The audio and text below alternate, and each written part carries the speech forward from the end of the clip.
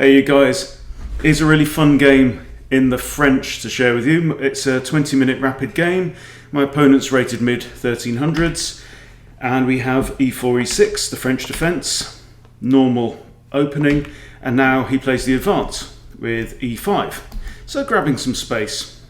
Now the normal response is c5 by black. White really shouldn't ever capture this because it just allows the bishop to develop for free and gives up one of his center pawns. So we have c3. You see this a lot at the beginner level. It's a very obvious, logical move. Keeps the pawn structure and protects against c takes d4. You just reply with c takes d4. I play this quite often myself against the French. Okay, so we have knight now to c6. So that's two attackers now on this pawn and two defenders. Now knight f3 and queen to b6, and now we have three attackers and three defenders. Okay, so this is really the battle for d4. Now the bishop just comes out to e2, preparing to castle, and I now play the very typical f6 break to try to tempt this pawn to capture here, in which case I'll recapture with a knight, free development. White has wasted a move, again burning one of his center pawns. White doesn't go for that idea, so I capture instead, and we have pawn captures now. So White's got this slightly isolated pawn now on e5, defended only by the knight, and there is no d-pawn. So Black now has earned a reasonable center. Okay, so now I play my bishop forward, getting ready maybe to castle queen side and start an assault at the king side of the board. But we have bishop out to g5. Now, preventing the king from castling because it can't pass through check. So I try and kick the bishop with h6, bishop retreats, double kick, g5. And here, White decides to sack the knight and open up the king. Very exciting time. So I capture with the h-pawn, and now bishop h5. Good move. So this is protected by the queen, so rook can't really capture. I'd be in check again by the queen anyway. So I just dodge it alongside because this pawn that's attacking the bishop is just temporarily blocking the checking line. Bishop takes with check, and now king to c7.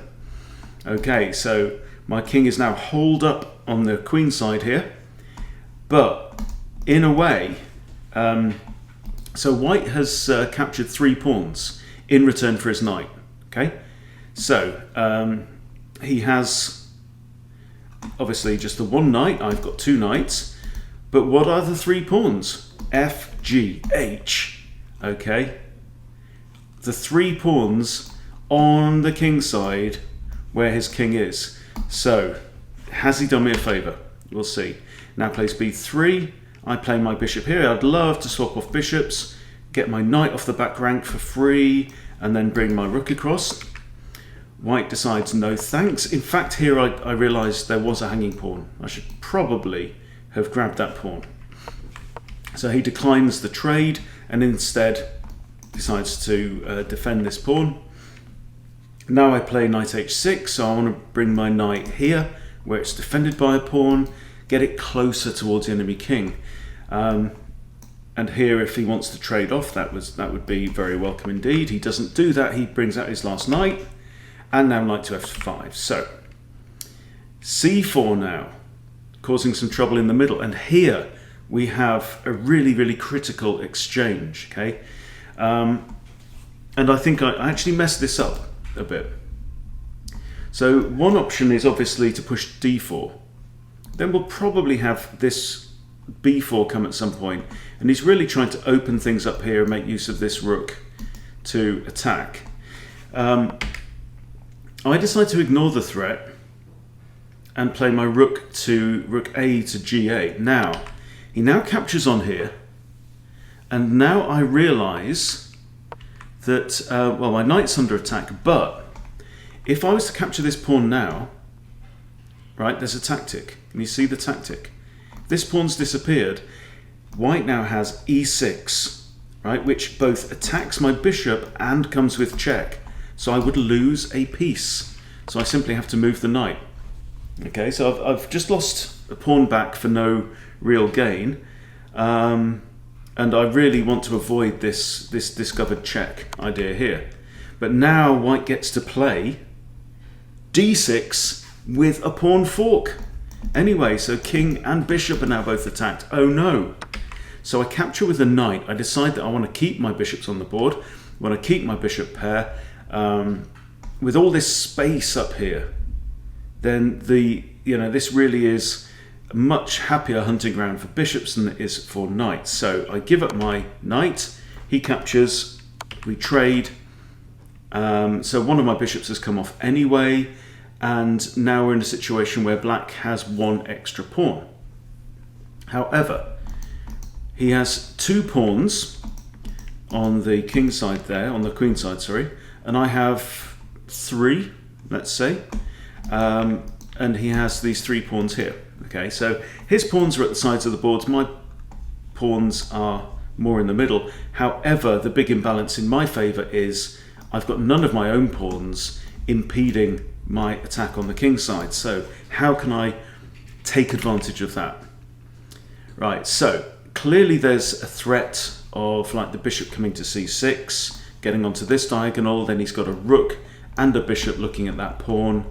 Possibly even the queen coming there. So he decides to place his pawns on the dark squares, which weakens the light coloured squares to a degree. So I put my bishop on c6 anyway. This is just becoming a sharp position. Now, tactics time. Right, black to play and win material. Okay. See if you can figure this out from here. Please do pause the video if you need to. So basically, what happens next is there's an exchange of material and I come out a minor piece up. Okay, so have a pause, have a think. How would you do this? Okay, so the first move is knight takes f3. This is good because it's forcing, comes with check. White has to get out of check. Now, clearly white's just lost a piece, and it seems as though knight takes knight is perfectly reasonable. However, the queen here is now the only defender of the knight, and we have a face-off of queens. So this is basic tactics, removing the defender. Queen takes queen, rook A takes queen, bishop takes knight, and I'm up a bishop. Okay, he's got 5 pawns, I've got 2 pawns. So now we are into an ending, and it's a fascinating one. So rook across to c1, looking at this pawn. Now obviously one option here could be to play b6, create a dark squared pawn chain, but then b4 is going to come, and this pawn here is pinned, right? So if I've played that, this pawn's pinned. I can't capture. So it would be ideal for me if this pawn was actually back here on c6, but that's not possible because pawns can only move forwards. So I decide to defend my pawn, not with my b-pawn, but with one of my rooks. Okay, so I'm lifting my rook to the 5th rank, so now it defends the pawn. Now he attacks my other pawn with his other rook on e1. So I do the same thing, I lift my rook. My rooks now are not needed on the back rank. There's no material on the back rank. There's nothing to defend. So at this point in the ending, you're looking at always this combination of attacking and defending. The 7th rank is very often the natural place for rooks, either attacking your opponent's kind of 2nd rank, where you can see like white still has 3 pawns. Okay, I also have 2 pawns on the 7th rank. Okay, so it's very often you want to get your rooks onto there. But also now I've got ideas of maybe this rook g to h6 and double up my rooks and start coming after his position there. Okay, so rook comes forward attacking the bishop, bishop drops back to c5. This pawn is still defended by the rook. And now h4 is played. Now, at this point, I could simply have captured the pawn, because its only defender is pinned on the king. That pawn can't take. So that's what I should have played. I missed it on that turn and instead played b6.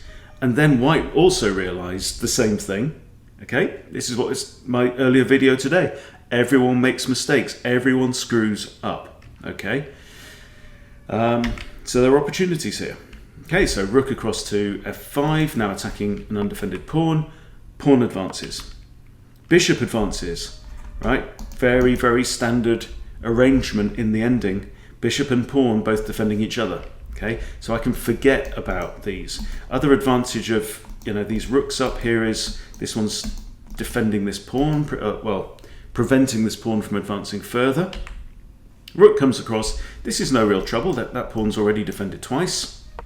But I decide to advance my king anyway to d6. Rook comes in, and I quite happily trade off. He recaptures with the pawn. I stick my king now behind my pawn. And so now, what's the situation? We've got 3-on-2 over there.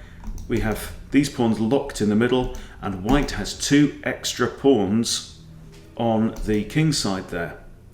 So you can see what the critical thing is. You always have to be asking yourself this question when you get to an ending like this. If my opponent's going to win this game, what has to happen? Okay, well, it's going to be these guys. It's got to be these guys. These 2 pawns with a 2 against 3 and a spare bishop, they haven't got a hope in hell, really, of getting through unscathed, right? If he's going to win, it's going to have to be with those.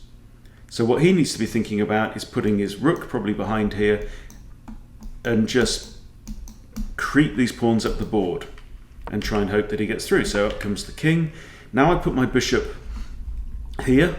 My bishop can now come to g4, blocking off any progress of this guy. This guy can't move forward. These guys have no hope. Okay. Rook attacks the bishop. Bishop drops onto g4, which is what I wanted to do anyway. King now retreats. White at this point is starting to run out of moves. Okay, can't advance this pawn, it'll just get snapped up. This guy can't move. This guy can't move. These guys, similar kind of problem. So now I decide to wiggle my bishop round, okay?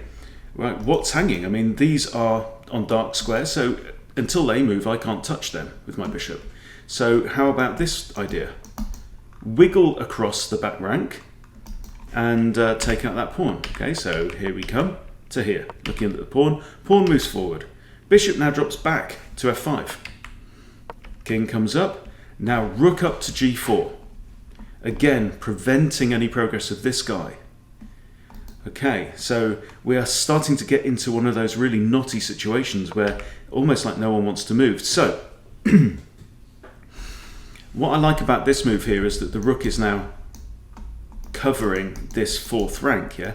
So the king cannot penetrate into there, right? The rook could, but swapping off rooks at any time will only favour me. So I now push up b5, pawns side by side, create an impenetrable force field, right? Again, the king can't really progress. If pawn pushes here, I have pawn pushes. If he pushes there, I can reinforce, okay? If this one goes first, I can push. Okay, and then this guy comes up. So these 3 pawns have got these 2 covered. Okay, this guy's immobile. This guy might have a shot at the last minute dash for the line. But we have rook to d4 with check. King moves, rook back, king moves again. And now I decide that my least effective piece right now is my king.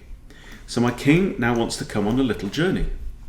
And the other nice thing about this position with my bishop here is I realise actually my d file is pretty safe right now because white can't check me with his rook because the bishop's guarding that square. So here comes the king. King c6, king back, king d5. Okay, and now after his king moves behind his rook, bang, pin the rook. Okay, so now nothing can prevent an exchange of rooks if I wish to. If the king were to move away, he just loses his rook in the game. So king goes there, we swap off rooks, and I grab a pawn.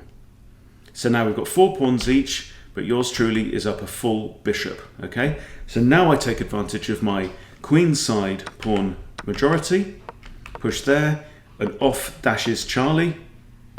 Okay, the king has to cover this. So I don't, I leave my pawn here where it's defended by the bishop. If this h pawn wants to go there, doesn't matter. Bishop can grab it and still protect the c pawn. So this is really the only option. So now, fairly straightforward, bishop takes, king takes, bishop back to here, and I've got this covered, and this pawn isn't going to have much hope, and then this guy is going to be probably the winning pawn. So off we go, and at this point now, White resigns the game because he realises that it's pretty futile. Although he's got pawns on both sides of the board, neither of them has any prospects, because this one's just going to be met, and there's going to be nothing he can do, especially with a spare bishop. Nothing he can do really to stop this pawn from promoting. Is it completely lost position? No, I could still lose this game if I tried really hard. But I think, quite honestly, my bishop could just drop back to here, for example, and then the king can just come here and sweep up this guy, right? And then we could do the same thing on the other side of the board, right? Because this pawn will always be defended by that bishop, wherever he goes. Yeah, so I think pretty hopeless situation there, but very enjoyable game, and a lovely kind of sharp situation where my king got exposed, and we just had to wrestle for the advantage of the game. But both of us played with about 90% accuracy, so very enjoyable chess game. Another good one with the French. I am finding lots of interesting and sharp games and positions coming out of the French. So still enjoying it. I'm going to still push ahead with this opening as black. Still enjoying it. If I stop enjoying it, it'll be time to move on to something else. But for now, I'll keep plugging away. Thank you for watching. Hope it's been interesting for you, and I'll see you soon.